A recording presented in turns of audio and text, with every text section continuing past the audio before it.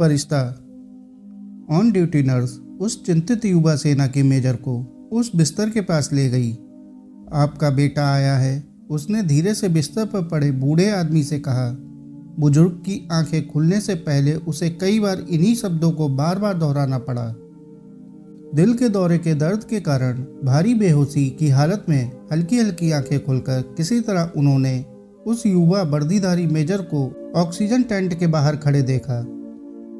युवा मेजर ने हाथ बढ़ाया। मेजर ने अपने प्यार और स्नेह को बुजुर्ग तक पहुंचाने के लिए नज़दीक जाकर ध्यानपूर्वक उन्हें गले लगाने का अधूरा सा प्रयास किया।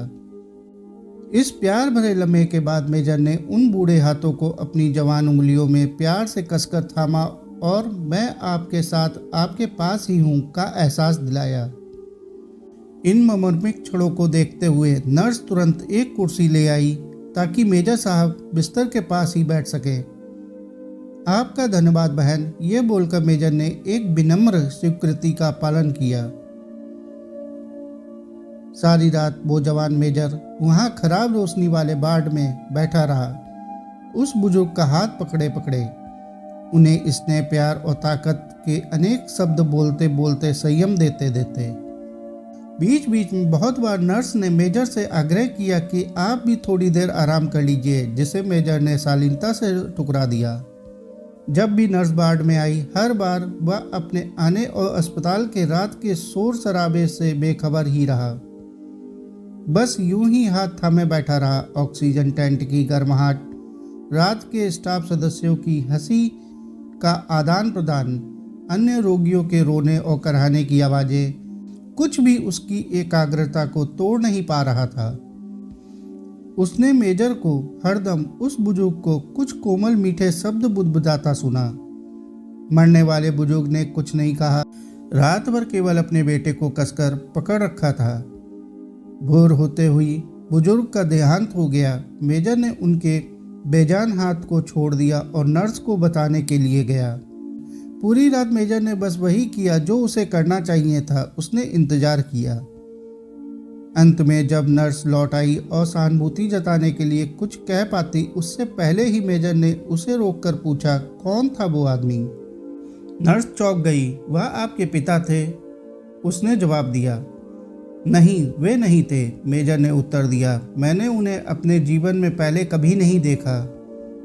तो जब मैं आपको उनके पास ले गई तो आपने कुछ कहा क्यों नहीं? मैं उसी समय समझ गया था कि कोई गलती हुई है, लेकिन मुझे यह भी पता था कि उन्हें अपने बेटे की ज़रूरत है और उनका बेटा यहाँ नहीं है।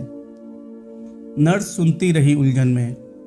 जब मुझे एहसास हुआ कि वो बुजुर्ग बहुत बीमार है, आखिरी सांसें गिन रहा है, उसे मेरी ज़रूरत है, तो मैं उनका बेटा बनकर रुक गया। तो फिर आपके यहाँ अस्पताल आने का कारण? नर्स ने उनसे पूछा। जी, मैं आज रात यहाँ श्री विक्रम सालरिया को खोजने आया था। उनका बेटा कल रात जम्मू कश्मीर में मारा गया था और मुझे उन्हें सूचित करने के लिए भेजा गया था। लेकिन जिस आदमी का हाथ आपने पूरी रात पकड़े रखा, वे ही मिस्टर विक्रम सालरिया थे। दोनों कुछ समय तक पूर्ण मौन में खड़े रहे, क्योंकि दोनों को एहसास था कि एक मरते हुए आदमी के लिए अपने बेटे के हाथ से ज़्यादा आश्वस्त करने वाला कुछ नहीं हो सकता। दोस्तों, जब अगली बार किसी को आपकी ज़रूरत हो तो आप भी बस वहीं रुके रहें, बस साथ बने रहें अंत तक। आपके बोल, उत्साह, आश्वासन तथा दूसरे को ये एहसास कि मैं हूं ना, ही उसे स्वस्थ करने के लिए काफ़ी हैं। साथियों, कहानी को अंत तक सुनने के लिए आपका बहुत बहुत शुक्रिया। कहानी अच्छी लगी हो तो कहानी को लाइक और चैनल को सब्सक्राइब कर लें। धन्यवाद।